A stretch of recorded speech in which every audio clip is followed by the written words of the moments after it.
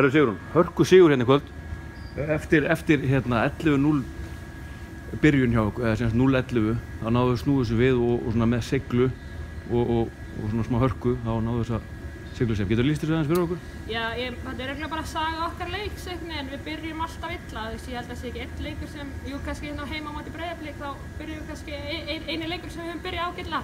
Svo alltaf höfum við verið að lenda 10, 15, 20 sumindir og höfum verið að koma tilbaka og það gekk. Þetta var náttúrulega bara barátta fram og tilbaka og endanlega sóknar bara okkur skorum megin og Carmen óstöðandi í þessu leik, bara dró algjörlega vagnir fyrir okkur. Ég mætti ekki til leiks og Jóhanna er meidd og var ekki 100% í dag og fleiri, en Carmen heldur betur sámynda fyrir okkur.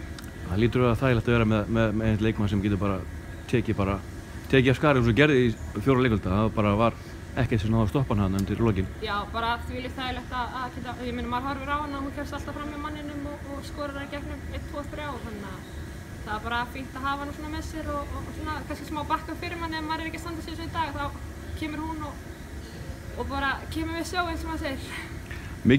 Mikilvæg 2 stig, komið 8 stig núna, komið svona aðeins róan hennar pakka, þetta er ennallega þéttu pakki hérna. Þannig að það er mikilvægt í framhaldið, næsti leikur, svona Njarðvíkir heima, svona er von á meiri mannskap fyrir þannig leik, það er mikið skakkafull. Við erum alltaf búin að lenda í bæði meiðslum, Guðrún datt að liða á puttanum og hún er tæp og Jóhanna lenti í árekstri og hún er bara stíf og Heiðrún búin að vera tæp og ég held að ég og Carmen erum góðar og litlu yngri leikmennir en hérna, ég meina ef einhver langar að koma að spila og æfa með okkur þá eru velkomnar að koma á æfingu, ég veit ekki hvað að segja.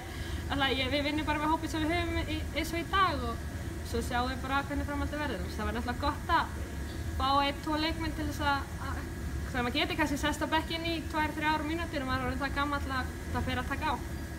Glæsilegt, farðu á vakt. Takk.